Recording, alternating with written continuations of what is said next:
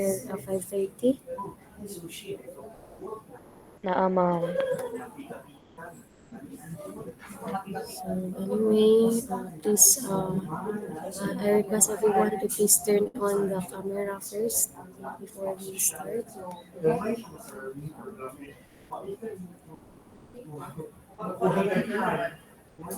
So allow me to take a screenshot no, for the documentation purposes only.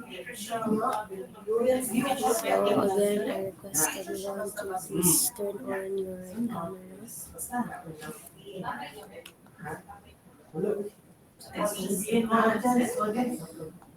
So I request Mr. Almazo to please lead the prayer before we start.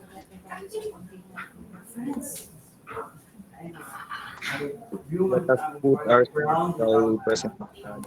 In the name of the Father, Son, and Holy Spirit, Amen. Our Father who art in heaven, hallowed be thy name. Thy kingdom come, thy will be done on earth as it is in heaven. Give us this day our daily bread, and forgive us our trespasses, as we forgive those who trespass against us. And lead us not into temptation, but deliver us from evil. In the name of the Father, Son, and Holy Spirit,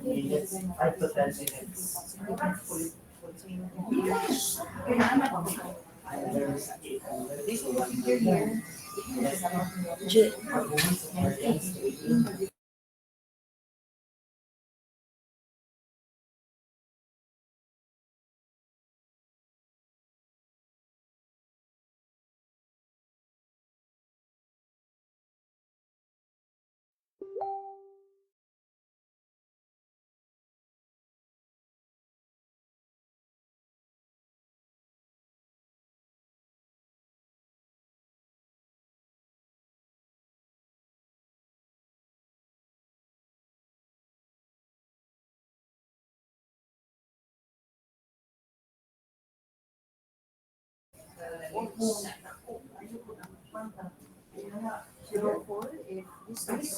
So audible naman ko at your end, no?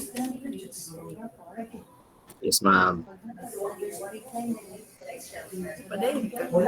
Pero murag di ko kadungog nila. Ay ko no, storya Mr. Balbiran.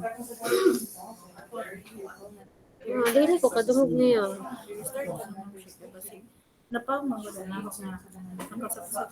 I-restart ang computer. Ako na lang, una may question. I-chat lang. O, i-chat lang yun yung mga question na kayo. Marag dili na madungog. Kaya makastart ka na. Okay. Try ko no balik ni Sir Albiran. Dili mo siya madungog mo. Kasi sa headset. Ah! Ano ko na siya? Sige, i-chat na lang if na may question ha. Makastart. Thanks, Jay. So, thank you for leading the prayer, Mr. Almas. You may now turn off your camera.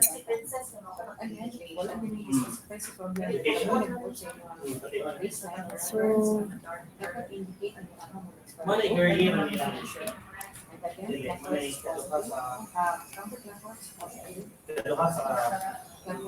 so please confirm sa if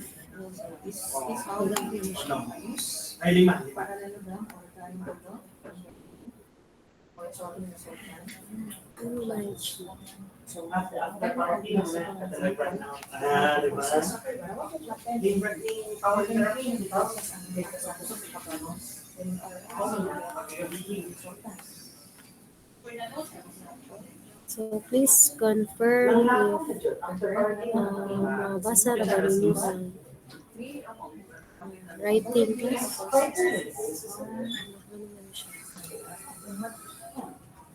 Maklaro ra ang writing. Okay. Thank you for the confirmation. So our topic this afternoon is about the solution gihapon of first order differential equation but it is specific to homogeneous variable or homogeneous differential equation. So basically, also may kalihian ni homogeneous and sa separable. So, ang separable, di ba, ma-separate na to ang functions sa x and functions representing the y variable. So, in a homogeneous coefficient, a first order differential equation still in the form of this differential form is homogeneous when m and n, again, m here is a variable that represents functions representing both x and y as a multiplier of the x. And we also have here n. So don't be confused with the variables m and n. No? They are just simply representing functions that are could be in a function of x and y that are multiplier of dy or dx. So m is a multiplier of dx, n represents a variable that are multiplier of dy, are homogeneous function of the same degree, x and y. So simply, we just need to determine if the sum of the exponents for each term in the equation are all the same. So when the sum of the exponents of each term, so we have here the term. So dapat kamauta mo identify no, what are the terms. So they are said to be homogeneous if the sum of the exponents are the same in each term. So labaw naman na nga, terms are separated by plus and minus sign or minus na operation. So just by looking at the equation, we can assess if the equation is uh, pila siya ka term and pila sad ang sum of the exponents. So let us try to uh, solve or assess the following examples if they are homogeneous or not. So asa man diri ang homogeneous, asa sad ang dili. So in the first equation, we have here y squared minus xy dx plus x squared dy is equals to 0. So if you try to assess our equation, so pila man ang terms that are present in our equation. Can anyone chat pila terms sa ito equation?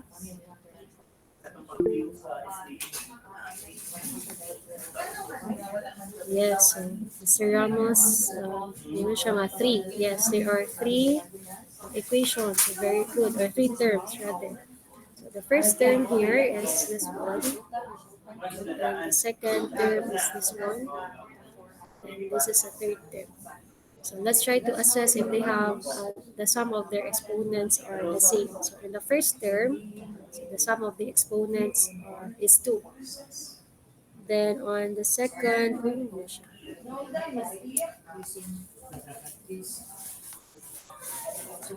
and on the second term, the sum of the exponents is also 2.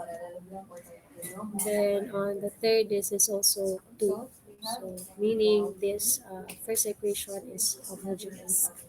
Then for the second equation, is it homogeneous or not? So if we try to assess the exponents of the variables x and y, this is 2 in the upper part. So this is actually, the sum is also 2. Then on the second term, the sum is also 2. And on the third term, the sum is also 2. So therefore, this equation is homogeneous.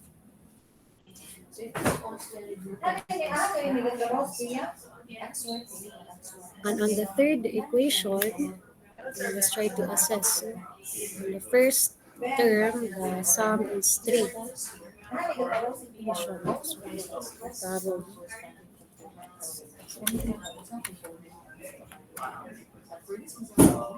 And on the second term, the sum is only 1. So therefore, they are not the same. So this equation is non-homogeneous. homogeneous. So this is non-homogeneous equation. So that's the third term. This is non-homogeneous. So how about the last equation? By looking at the last equation, is it homogeneous or non-homogeneous? So anyone? So homogeneous gana siya. On the the first term, that's 3. No? Sum is 3. So by the way, just to recall, no, the exponent of a constant, that's 0. So in the first term, the sum is 3. The second term, the sum is also 3. The third term, that's cube, so that's 3. Then on the fourth and the last term, so the sum is also 3. So therefore, the last equation is also homogeneous. So to answer the question, so kinsa man dira ang non-homogeneous, so that's letter C. So the rest are homogeneous. So to solve or to understand more of the homogeneous equation, so let us try to solve some examples. So for example number 2, solve the equation y squared minus xy dx plus x squared dy is equals to 0. So basically class, no, in solving homogeneous differential equation, so we have here this flow. So to identify, once you identify that the equation is homogeneous, you apply or we will apply a substitution method. So sa may gamit sa substitution method. So substitution method is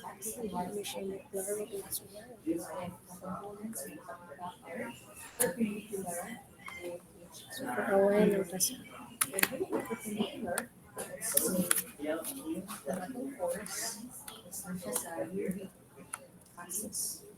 OMG.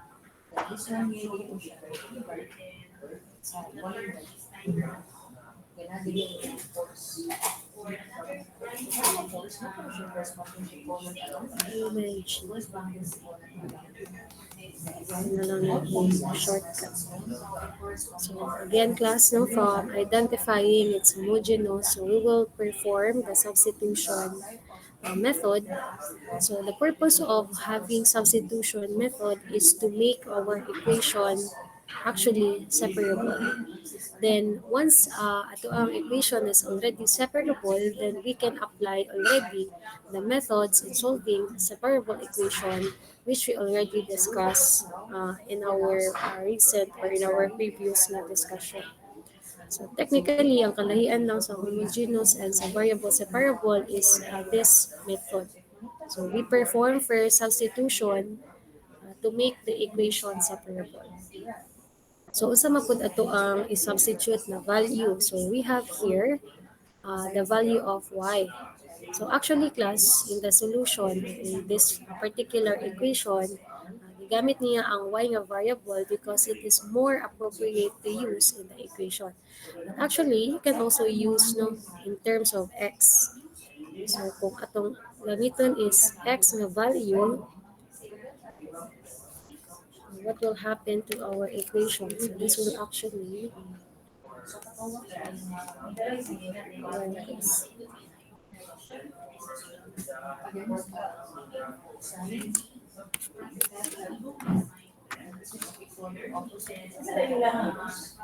so if we will use x, so this will actually become x is equals to what happened? Vy.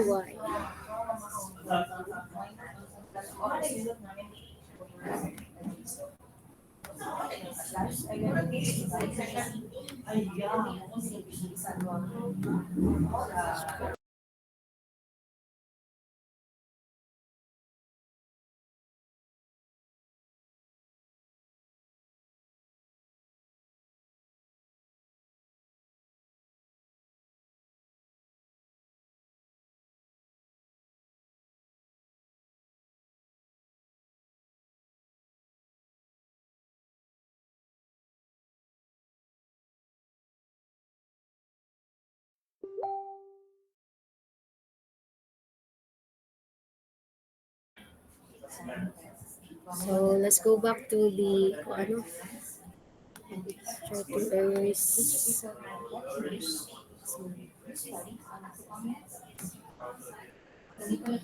So, pag substitute class, no, we can actually use the value of y or the value of x. So, wherein if we use the value of x, it is just equal to, this is vy sine.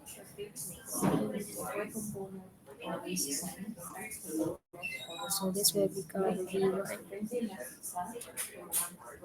Sakit na naman siya. Vy. So, if this is our equation or kani ato ang gamiton nga value to be substituted in the equation.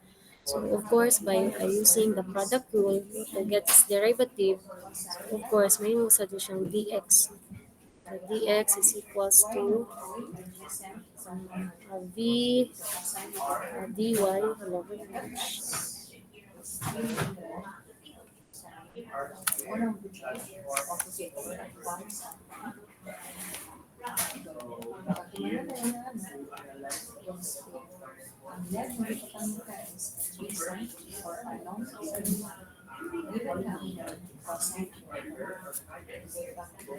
So, again, this will become dx plus. So, dx is equals to, this is, oh my god, ang decision ko. V dy plus x dv. X dv. Kaya marami na dyan maklaro. So, alam i-mention kasi. So, again, if we will use x, that's vy, and its corresponding derivative, that's vx is equals to, so I know, kabo na mo on how to create its equation. No? So, mahimo siyang v dy plus y dv. So, nga nang gigamit man sa itong example, why did we use y to be substituted or to be mo substituted, no, in the equation? So, if we try to look at the equation, no, the multiplier of dx is actually binomial, no? And the multiplier of dy is only monomial. So, in our analysis, so mangita ta og way on asa man ang paagi or asa man ang value and if i-substitute na ko, it will simplify the equation. Or it can reduce possible variables or factors nga or terms nga ma-come up sa akong equation. So basically, if you multiply a monomial by a binomial, mas dali. But if you multiply a binomial with another binomial, di ba, mas taas yung mga equation. So, either of the two, ang dimension ganiha is, it could be x ang mo i-replace or si y. But in this case, it is more preferred na y imo i-substitute. Why? Because if ato ang substitutan is si y, so we will also substitute the value of dy. In which in our equation, dy is only a multiplier of a single variable. So, kung atong substitutan si dy, of course, if we substitute the value of y, mag-substitute po ka sa value ni dy para ang imong unknown is only 2 variable. So, kung mag-substitute ka sa y, simultaneously you also have to substitute the value of dy. So, if this is the case, kung si dy imo substitutan, so you just multiply a monomial by another, ay by a binomial. Whereas kung si x imo substitutan, kung si x ang ako ang i-replace, so I will do multiplication of two binomials, which will actually lengthen my solution. So, pwede na ko gamitin ang value ni x. But then, to simplify the equation and to avoid possible nga mga mistakes pa, no, while you simplify or while you do the equation, mas better if it is also by selecting the variable nga dapat nimo i-replace, uh, makuha na nimo at the very beginning. So in this example, it's better to substitute the value of y and with the dy the value. So after you choose the variable na imong i-substitute, then you just proceed with the equation. No? You do the substitution. So I will no longer kung ano lang no, detail by detail dun sa siya pag substitute. But again, you just do algebra here. Then once you have your simplified equation, this is b squared x squared dx plus x squared dv equals to 0. You just have to simplify it further. No? X squared is common in all terms. So therefore, you can actually cancel out x squared. And the reduced equation will be v squared dx plus x dv equals to 0. So by this time, no, kani siya nga simplified na equation, this is actually separable already. So how can you separate the equation? No, so you can actually separate by multiplying both side or both terms of the equation by 1 over v squared plus x. So this is 1 over v squared. So v squared na siya. V squared plus x. So if you multiply v squared plus x, so your equation will be dx over x plus v squared, dv over v squared equals to 0. Then after this, so separable naman siya, then you proceed to the procedure in solving variable separable equation. So wherein you just integrate no, all terms in the equation.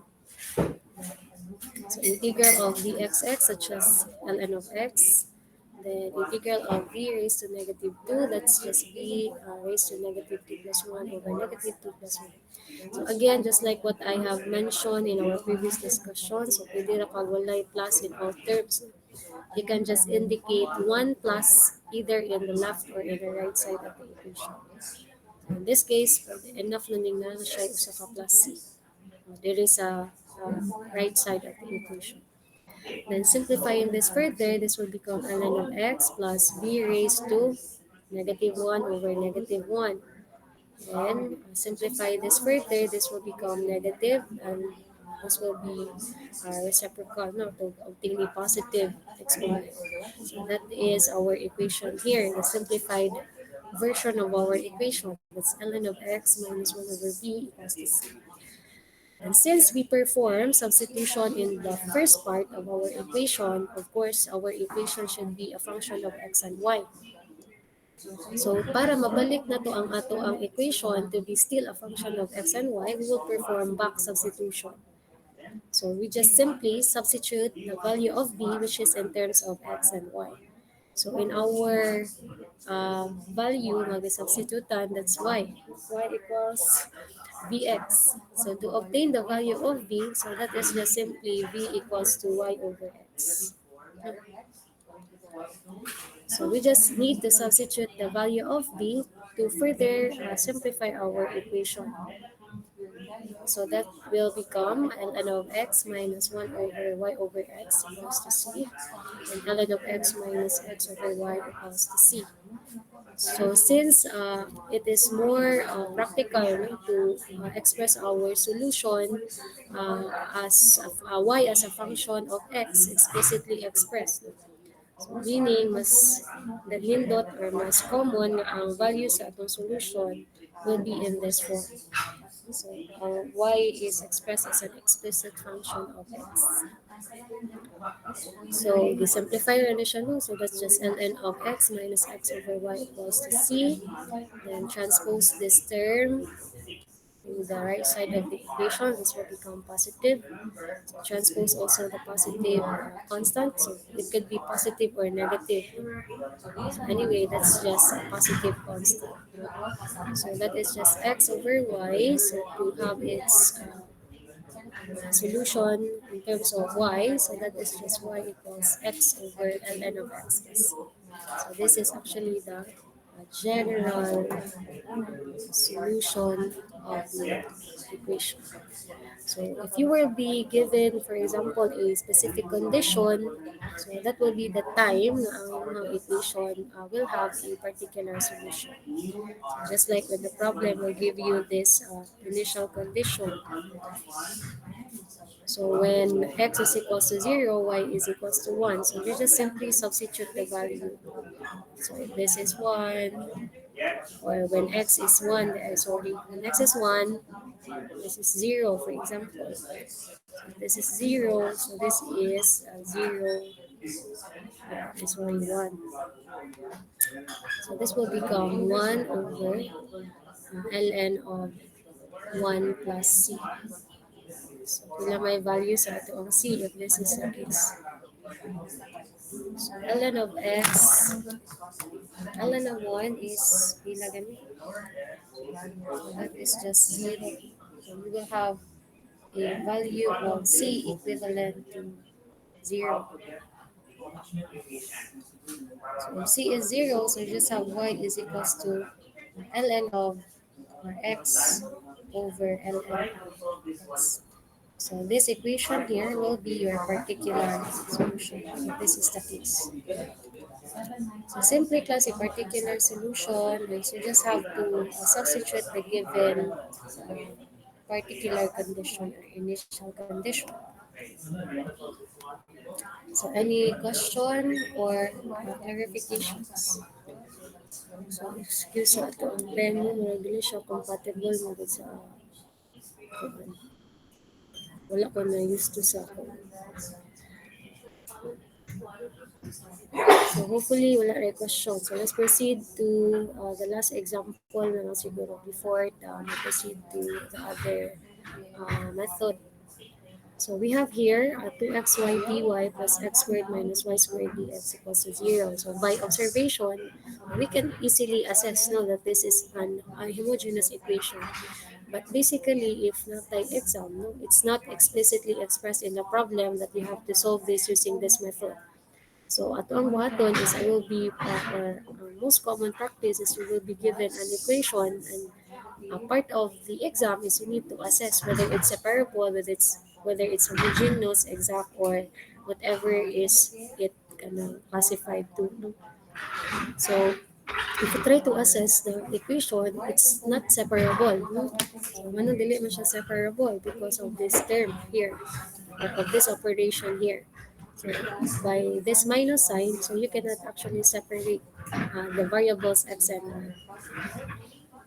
So ang mahitabo, you have to assess if it's homogeneous. So in our equation, it's obvious now that it is homogeneous. So we will solve it using the homogeneous way or method. So just like our assessment, so we need to try to observe kung asa diri ang gamay lang o multiplier, or asa ang variable nga ang atong substitutan will reduce the number of terms, for example, or mas simplified or mas bubo ang ato ang solution. So in this equation, it's better to substitute the value of dy. So therefore, we will use the value of y equals to vx. So in cases of class, na, for example, this is dx and this is dy, so atong alistan is si dx.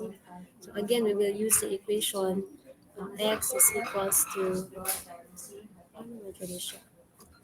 X is equals to vy. Then we will use also the different value here. Ano na siyang dx is equals to v dy plus y dt. If that's the case. But in our example, no, that's dy, ang most appropriate to be substituted. So once you have identified the value ng inyong substitutan, so let's substitute these values to your equation. So dili na lako sa tagsakon, you can do screenshot or ano nang ninyo. I know this is from your algebra. So once you simplify and arrange the common terms or common multiplier, so you will simplify the equation. So in solving a homogeneous or separable equation, it's really important kasi that we arrange our equation in this form, in differentials form,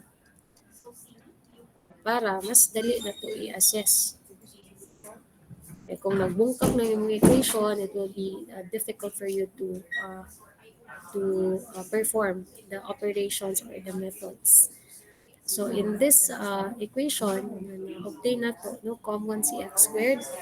So that is why kung itong ipagawa si x squared, or if we multiply both sides of the equation by 1 over x squared, it will be reduced to v squared plus 1 dx plus 2v 2xv dv equals to 0. So if you try to assess this equation, this is already separable equation. So how to make it separable? No, by just multiplying both sides of the equation by, so ito i-multiply. That's 1 over v squared, v squared plus 1, na lang na siya, squared na siya, plus v squared plus 1, then multiply yan sa nato og x, no? So if you multiply this to all terms of your equation, your equation will be reduced to converted into dx over x. So this will be cancelled out in the first term. Then this will become 2v, x will be cancelled out. So this will be 2v over v squared plus 1 dv equals to 0. So since this equation here is already separable, separate na siya. All the terms here are functions of x and the result are functions of t. So we can perform integration by term. So this is dx over x, that's simply ln of x. And this is ln of u, because your u is v squared plus 1, your du, that's 2v dv.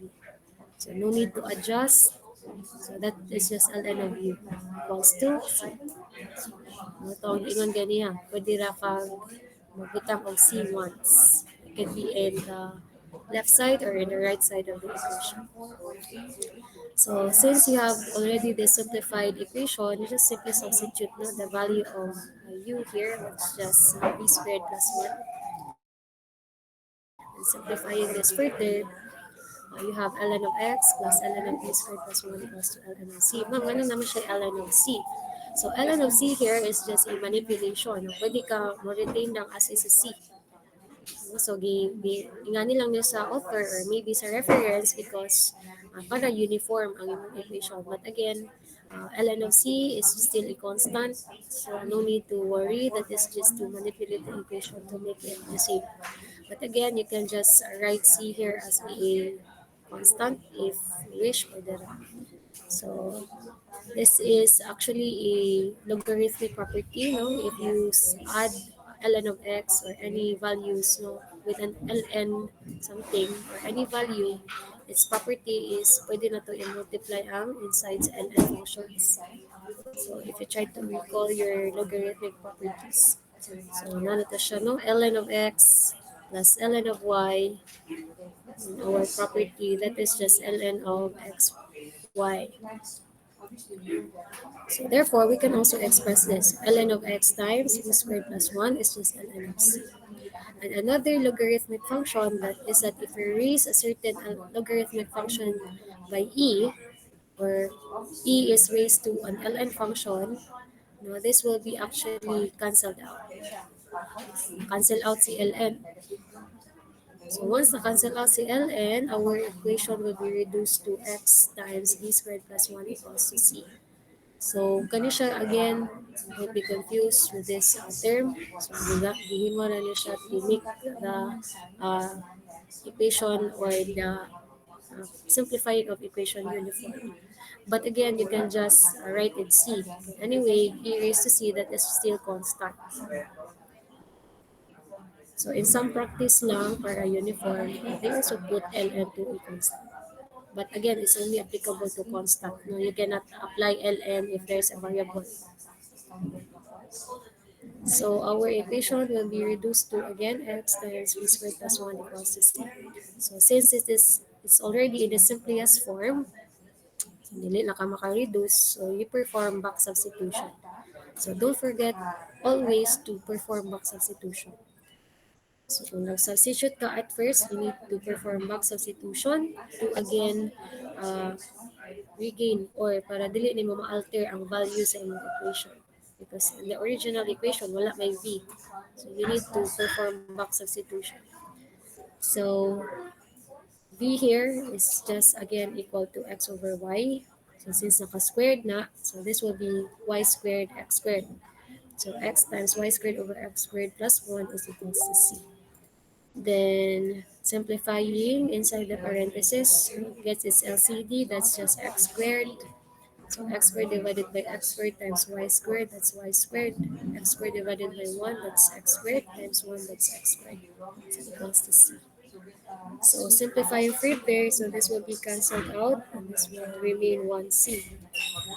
So our equation will be reduced to y squared plus x squared is equals to cx. So you can have this as your final answer as a general solution, or if the problem is requesting or nag-require siya no, na ang y should be as an explicit function of x. So ito na siyang ibuwag si y ni x to make it explicit function. So this is just square root of cx minus x squared. So kung ano sa naman na siya, plus uy, di ba siya? So what? So sa squared na siya. This is minus. And this is plus minus. Square root of cx minus x squared. If the problem is requiring you to have an explicit function of x. So any question or clarification before we proceed?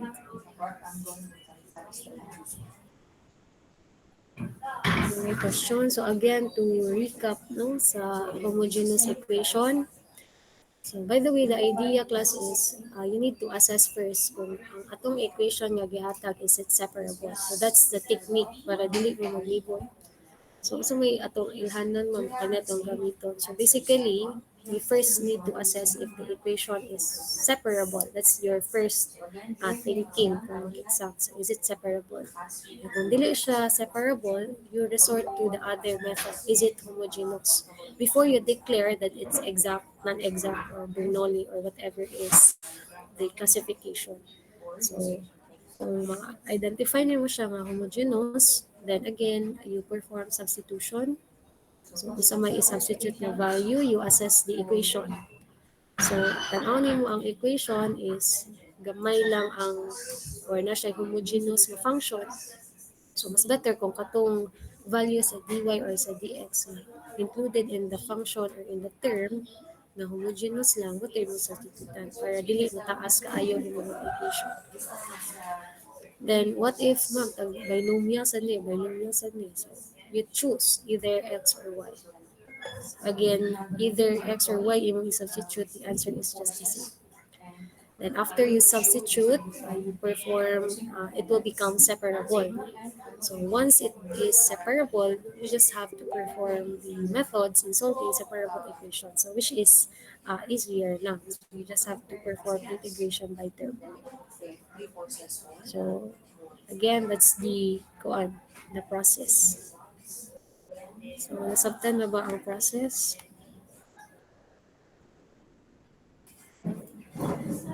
So I hope nasabtan na no. So if you have question, you can actually send your questions in the chat lang. So, then lastly, we will have the exact differential equation. This is just sa yun nang gyapon ni siya class. Dili siya ingon nga lisod pa. So when can you say that the equation is exact? No? So a first order differential equation still in the differential form is said to be exact if its partial derivative of m with respect to y is equal to the partial derivative of n with respect to x. So what do you mean by this? So mahimo daw siyang exact if this test for exactness, so this is actually called the test for exactness. So don't know ano dili na siya natawag kung suwat no. Actually this is again test for exactness. Amo na like sabot na class. So paminaw lang muna para makasunod. And if you have your notes, please do have notes. Pwede mo screenshot sa para ma-review ninyo later. So what's the test for exactness? So take note na ang tanang multiplier ni dx again, this is again represented by m variable. And all multipliers of dy is represented by the function or this variable n. So if you try to look at this partial differentiation or partial derivative, tanaw na to, partial derivative of m with respect to y, not x. Kasi maglibog ta. So if m atong ang partial derivative, it must be in terms of x or with respect to y. Sorry. And if kung ano to ang partial derivative sa functions in, it should be with respect to x. So this is what you call the test for exactness. So it is actually a tool for us to assess if the equation is exact or not exact. So sa may buhaton na to animang itong m is a function of both x and y. So they are functions of both x and y. So what will happen? So if the denominator, which is y here, no, this is a function of y. If the denominator or the partial differentiation is in terms or as a function of y, so we will actually treat y as our variable. So this will be our variable, and we will treat x as our constant. So I think it is already discussed in your partial derivative, no? Na if you do partial differentiation, naa siya duha ka term or variable nga involved. If it's with respect to y, you will treat y as your variable of differentiation, and you will treat the other variable as a constant. So similarly, kaning dire, this is with respect to x, no? So if this is the partial derivative, so you will treat y here as a constant na sad, no? It is no longer the variable. So this will be constant and your x will be your variable of differentiation. So this na sabtan na ba? This is your variable. So again, masabtan na rin natin once we have more example. So let's try to check no, the following differential equations if they are exact. So let's try to assess equation number 1. Ano siya i-zoom out. So if you try to look at equation number 1, it's not separable. By observation, it's not separable. And by observation, it's not also homogeneous because the sum of the exponents here is 3, this is 1, and this is 1. So definitely number 1 is not homogeneous and not separable. Then the third i-analyze is if it's exact or not exact. So kung exact siya, so you will follow this rule, and if it's not exact, again you will follow different rule or different method, which we will explain later na. So which we will also use substitution method. So in the first example, that's x squared y dx, and ano ko isulat plus x plus 2y dy equals to 0. So we will use the test for exactness. So we have partial derivative of m with respect to y first. So how can we write no, the equation? So by the way, asa ang m diri? So m again is representing the variables or functions that are multiplier of dx. So dili kaliptan. Kasi magbaylo ning equation and ang first term ra inyong i-consider nga m. So it's not always the case. No? Sometimes si dy ang nauna. And si dx na sa pikas. So take note, m denotes functions that are multiplier of dx.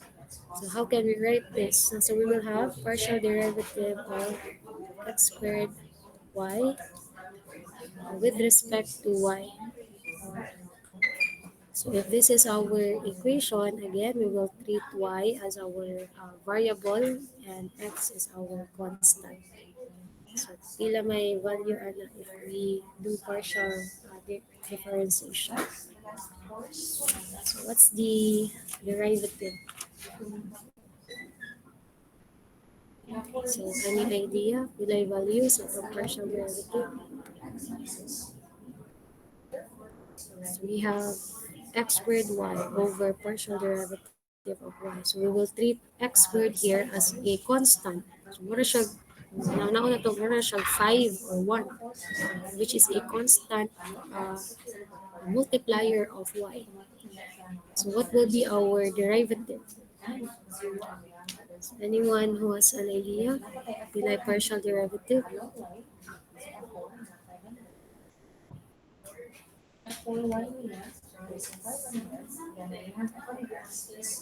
Mr.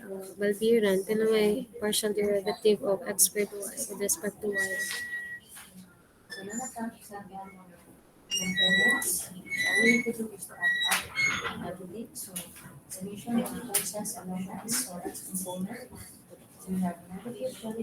Y dx? Is it y dx?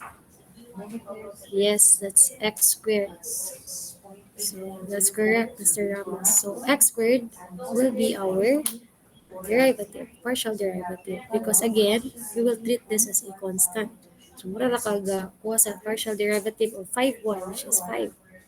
So in this case, our partial derivative will be x squared. Dili mo dyan siya mo number. Stress na kuya. So again, that's x squared. X squared.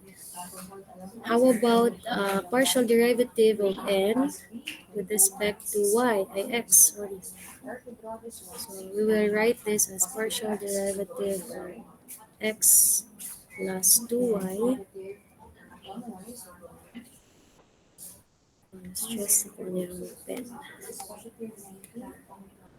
Partial derivative of x 2y with respect to x.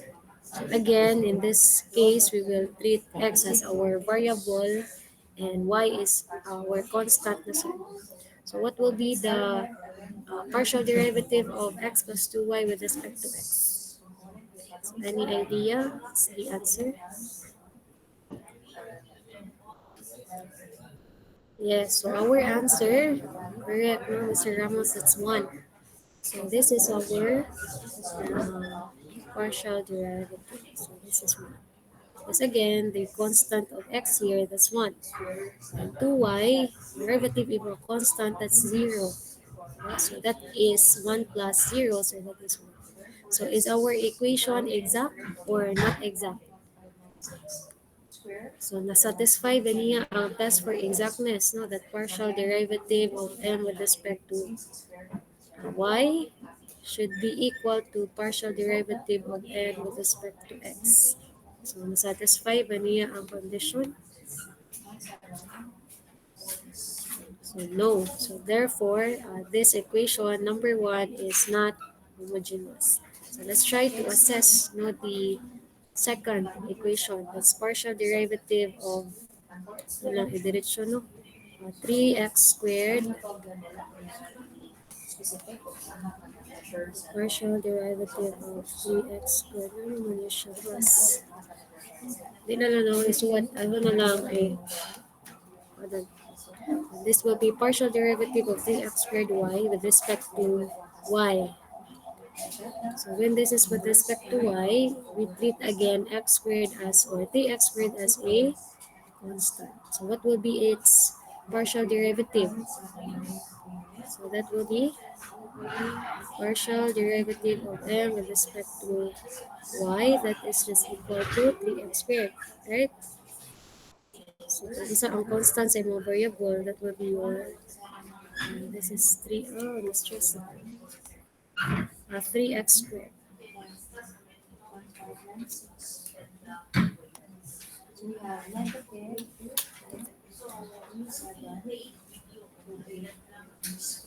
Three x squared. So how about the second term? So partial derivative of y plus x cubed with respect to x is a name. So we will treat y again as a constant. So this will be 0 and this will be 3x cubed. So therefore, partial derivative of n with respect to x, this is simply same. This is also 3. God, so this is actually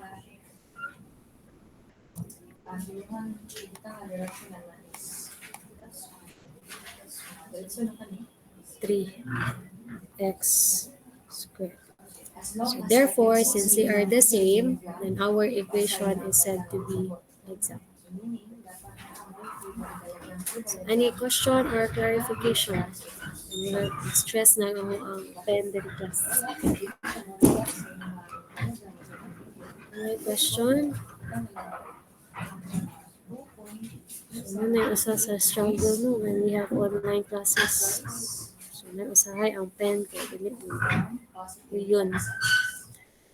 So, wala questions? Understood na ba ang concept? Again, to make or to assess if the equation is exact, we need to use the test for exactness.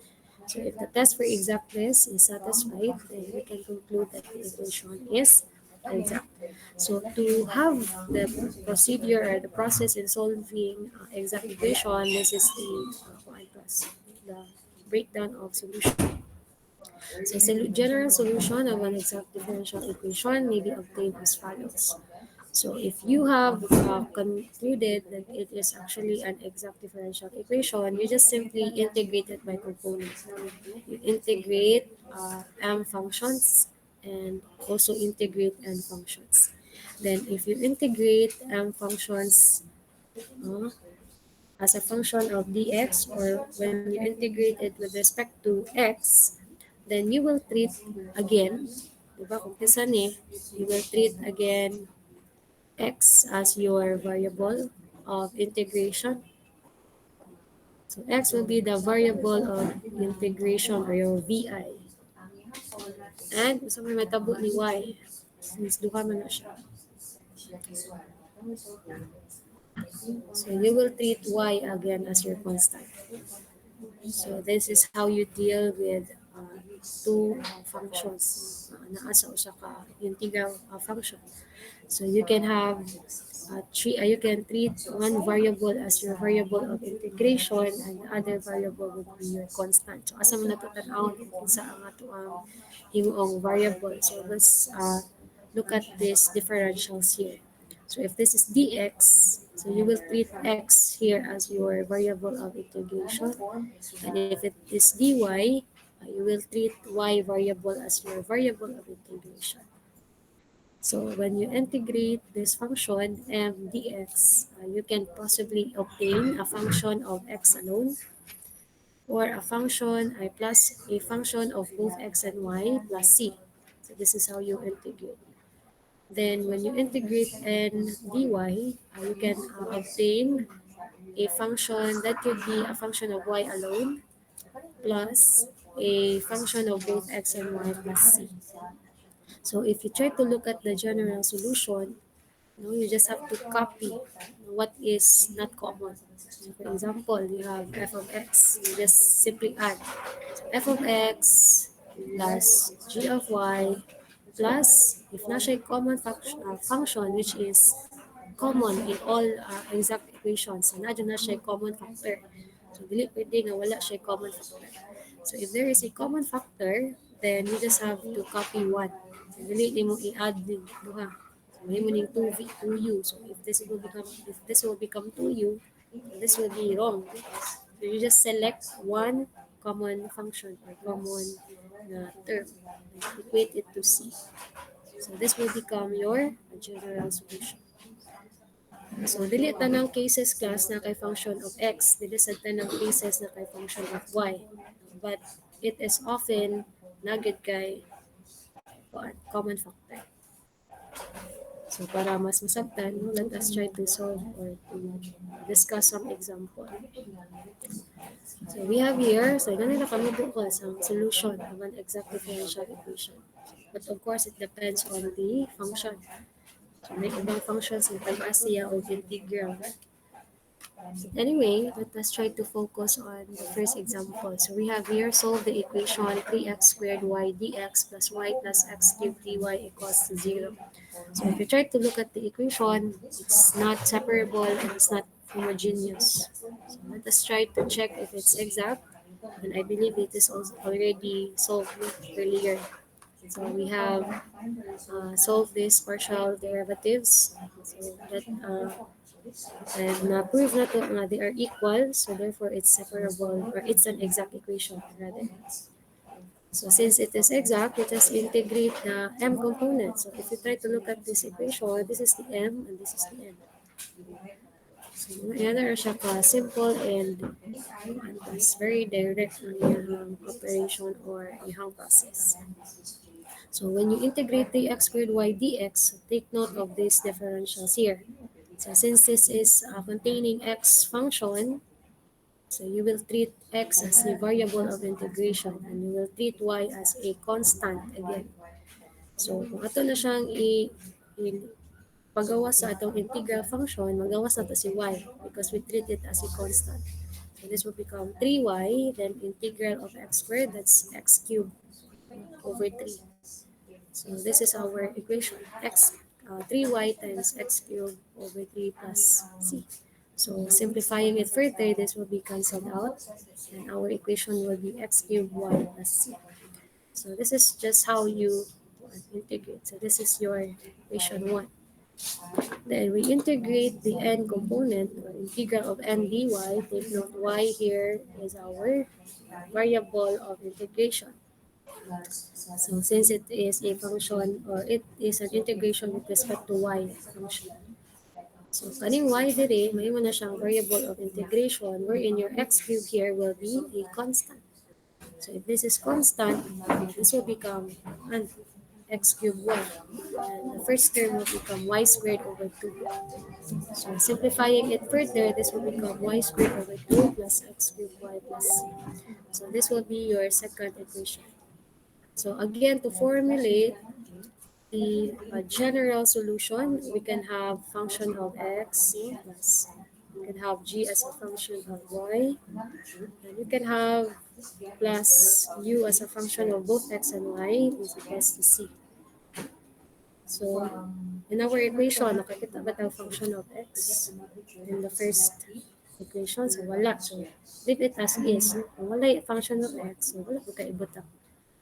Then you have a function of y. So you have. So that's y squared over 2. So you just write it y squared over 2. Then there is a common factor or common term. So the common term here is x cubed y. So dili na mo duha o suwat, you just write 1 to represent a common factor. Then equate it to c. Then you have your general solution. Then to further simplify this equation, so since it's very important no, that we need to simplify the equation or to reduce it, the equation in its simplest form. So the one way of reducing it is by multiplying both sides of the equation by 2.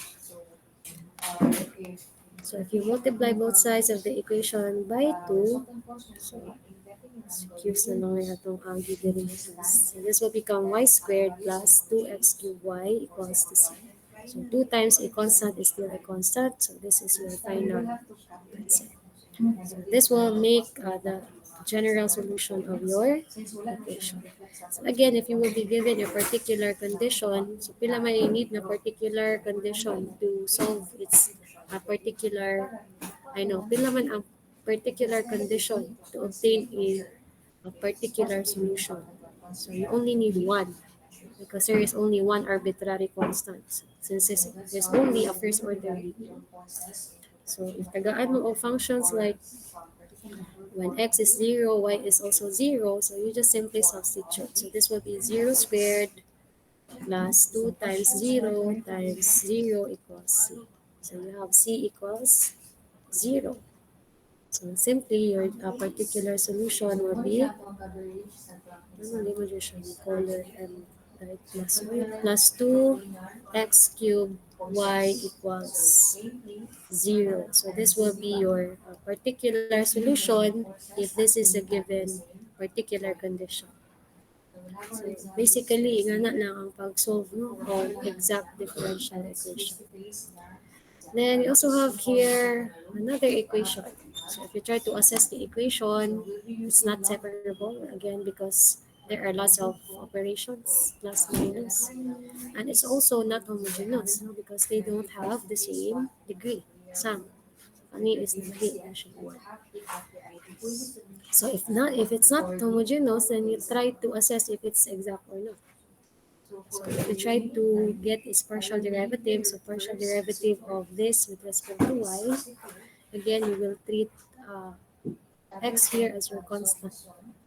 Then you will treat y as your variable of differentiation.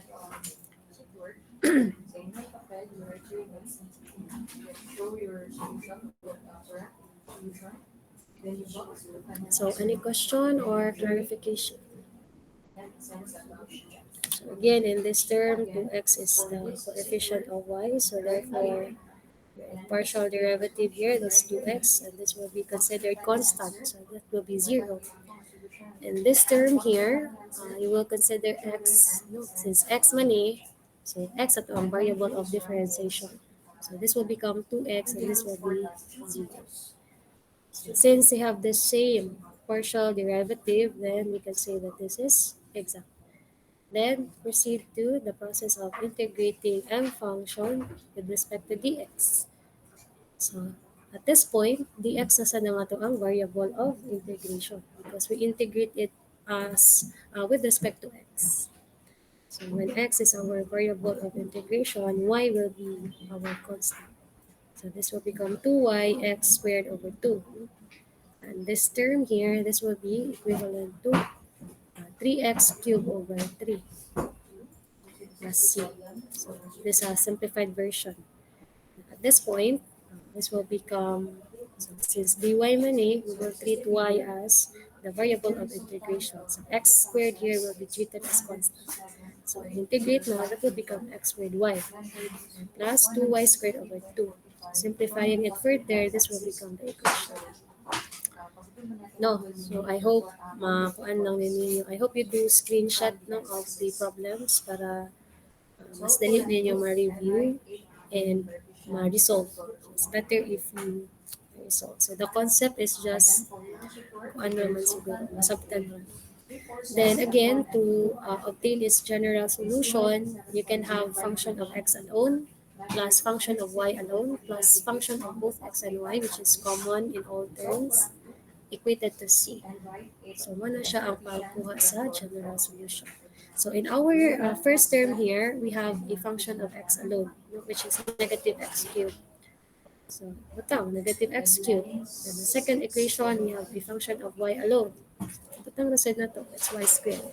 Then, again, we have a common term, which is x squared plus y. So, we just write 1 common factor. So, dali duhaon. So, that's x squared y equated to c. And again, some equations, mas lami siya tan-awon kung ang first ni mga term is a positive equation, a positive ang sign. So sometimes, they manipulate it by multiplying ang negative sign para lang mawa ang negative diri sa front. So it will actually be converted into this value. So mahimo na siya positive x cubed minus y squared minus x squared y equals to c. So this will be your general solution. So any question or clarification? So this will be the end of our discussion. So like question or clarification? So by the way, class, this topic will be included in our exam. Since our scheduled exam is layo pa no, that's on Friday. Yes. So para makakuha na ninyo, ma-reduce sa dato ang possible topic for another exam. No? Para taman exact. Lahi na sad ang non-exact, lahi na sad ang Bernoulli, lahi sad ang linear. Then we will do ano sad katong mga operate or functions of differential equations, mga applications. So again, any question before we dismiss? Okay, exam na ba ta? So again, just to recap, no, to identify if an equation is homogeneous, no, we just need to take the sum. Itong kaon ang sum sa tanang exponents or tanang or the degree of each term. So if they are the same, then we can conclude that the equation is homogeneous. Then if it's not homogeneous, then you try to assess if it's exact or not exact. So one way of identifying if an equation is exact is by the use of test for exactness, so which is doing partial differentiation. So coverage for the exam is from the start until exact differential equation. Yes, so we will include this. Ano naman sad ni? Gamay ra ni. We will include at least three problems involving solutions of first order. So, ang only kuan lang yun ani class is that you should know how to integrate or differentiate functions. So, if you don't know or nakalipat mo sa iyahang specific equation or formula sa usa ka integral function, lisod gyud mo og simplify, no? So, type of exam, it's problem solving. So, solution get that on exam.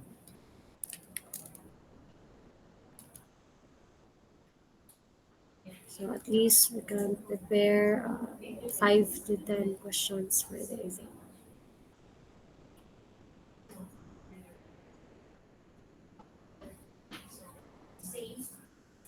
So, I think you still have enough time as ano. So, it's still Monday. You have Tuesday, Wednesday, Friday. Ikaw may 3 days to study. So, anyway, kanito look types or methods in solving kanang first degree or first order differential equation classes. Mga pa ni ang sayon-sayon. So, mato ka sa non-exact, it's actually very long solution. So, wala na yung question before we dismiss. So, you also have to kuhan ka na pwede ninyo siya gamiton as your reference. So, you can do screenshot kung has problem. And please do solve kaning mga sample problems class. Example 4 and 5. So please screenshot this and solve this at home and write the solution in a long size bond paper no siguro. So same style sa exam. You fold it lengthwise and you solve these example problems. And also sa homogeneous side, so please do screenshot kani nga example. Solve example 4 and 5 as your homework.